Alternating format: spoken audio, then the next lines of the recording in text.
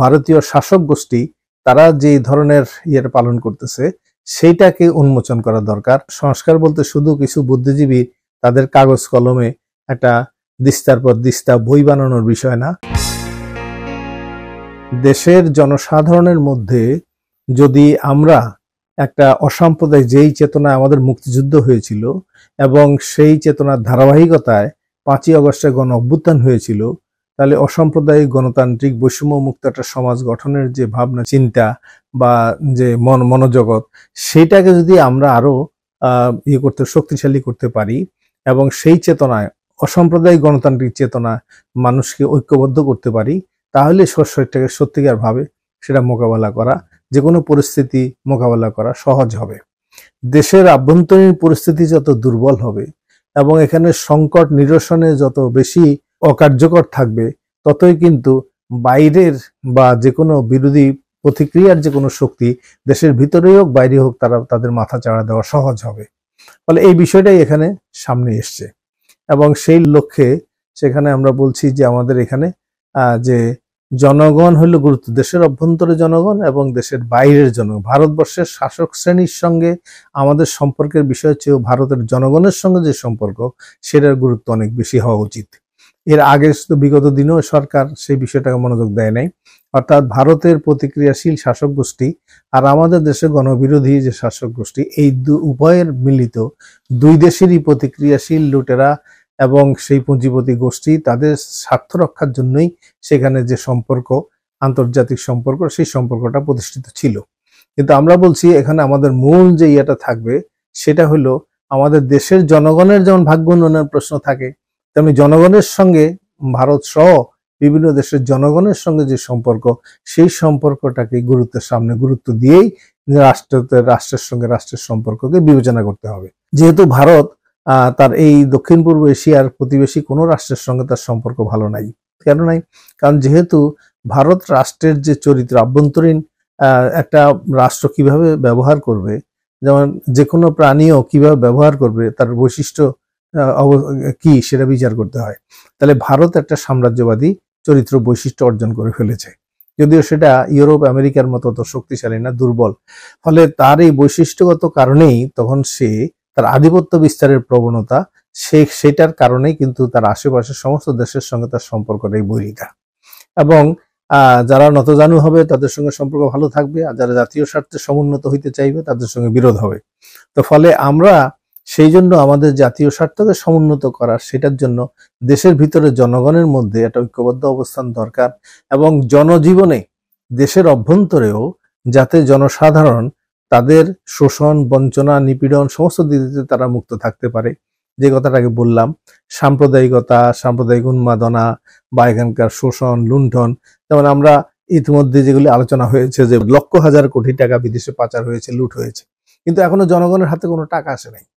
তাহলে আমরা যেটা শুনছি সে কথাটা সেটা অবশ্যই গুরুত্বপূর্ণ যে এরা কিভাবে লুটপাট করেছে, কিন্তু সেই টাকাটা ফেরত আনার জন্য সরকারের চেষ্টার ত্রুটি আছে সেটা বলবো না, কিন্তু যতক্ষণ পর্যন্ত সেটা কার্যকর হচ্ছে না এবং সেই টাকাটা কতটা ফেরত আসছে এবং দেশের ভিতরে লুটপাট বন্ধ হচ্ছে কিনা এবং আগের যে অরাজক অবস্থা সেই অরাজক অবস্থার অবসান হচ্ছে কিনা এবং এখানে শ্রমজীবী মানুষ, মেহনতি মানুষ, যারা এই ছাত্র বলি, শ্রমিক বলি, কৃষক বলি, সর্বস্তরের মানুষ যারা জীবন দিয়ে এই পরিবর্তন দেশে আনলো, সেই মানুষদের জীবনের আকাঙ্ক্ষা পূরণ হচ্ছে কিনা এবং বহু শিক্ষার্থী আছে তারা তাদের শিক্ষা জীবন শেষ হয়ে যাচ্ছে এবং তারা অনেকে অর্থের জন্য লেখাপড়া করতে পারছে না, অর্থের জন্য চিকিৎসা পাচ্ছে না।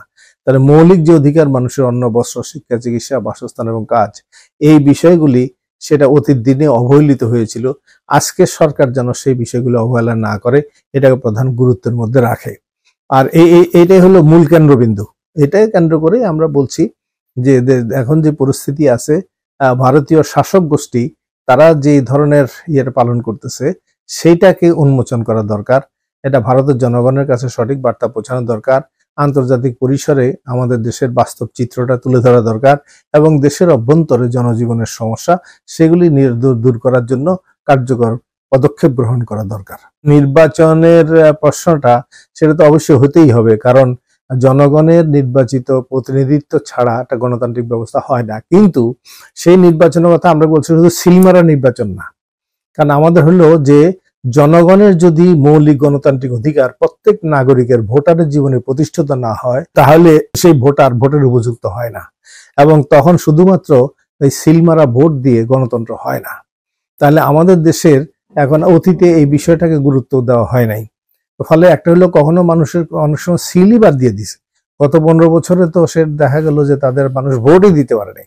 আবার যখন ভোট দিতেও বা পারে, তো ভোট দেওয়ার পরে সেই মানুষ যদি তার গণতান্ত্রিক মৌলিক অধিকারগুলি তার জীবনে প্রতিষ্ঠিত না হয়, তাহলে সেটাও কিন্তু একটা কার্যকর গণতন্ত্র প্রতিষ্ঠা হয় না, এবং সেটা শাসক গোষ্ঠীকে গণবিরোধী অবস্থানে ঠেলে দেয় বা তারা সেখানে চলে যায়। এবং সংস্কারের কথা বলছে, সংস্কার তো অবশ্যই লাগবে, কিন্তু সংস্কারের কথা বলে যেমন সেটাকে একটা দীর্ঘস্থায়ী করা না হয়, আবার নির্বাচনের বিকল্প নির্বাচনের মাধ্যমেই যেহেতু গণপ্রতিনিধিত্বশীল সরকার আসবে, কিন্তু সেই নির্বাচনে অংশগ্রহণকারী জনগণ তারা যেন তাদের মৌলিক গণতান্ত্রিক অধিকার সেগুলি যেন পরিপূর্ণ মাত্রায় ভোগ করতে পারে, তার জন্য একটা ব্যবস্থা, এটা নিকটবর্তী ব্যবস্থা বলি, মধ্যবর্তী ব্যবস্থা বলি, বা সুদূর প্রসারী লক্ষ্যের কথা বলি, সেগুলি স্পষ্ট থাকা দরকার। তাহলে এই বিষয়গুলিকে স্পষ্ট করেই সেখানে ভবিষ্যতে নির্বাচনের দিকে যাওয়া প্রয়োজন। ইতিমধ্যে কিছু শঙ্কা মানুষের মধ্যে হয়তো তৈরি হয়েছে। কারণ প্রথম কথা হলো যে সংস্কারের যে কথাগুলি বেশি আলোচিত হচ্ছে, সেইগুলি সম্বন্ধে মানুষের পরিষ্কার ধারণা নাই। এর আগেও অনেক সংস্কার হয়েছে, 72 সালের পরে হয়েছে, 90 এর পরে সংস্কার হয়েছে, 111 এর সময় সংস্কার হয়েছে, কিন্তু সেই সংস্কারের বিষয়বস্তু কি মানুষ কিছু জানে না। তো ফলে এখন সংস্কারে যেমন বিশেষ করে শ্রমজীবী মানুষের জীবনে তাদের অধিকারের যে প্রশ্ন, বা নারী, অর্ধেক সংখ্যক নারী, তাদের ক্ষেত্রে সংস্কারের যে বিষয়গুলি সেগুলি খুব গুরুত্ব পায় নাই এখনো। সংস্কার অবশ্যই করতে হবে, কিন্তু জনমনে পরিষ্কার থাকতে হবে যে আসলে সংস্কার বলতে শুধু কিছু বুদ্ধিজীবী তাদের কাগজ কলমে একটা দিস্তার পর দিস্তা বই বানানোর বিষয় না।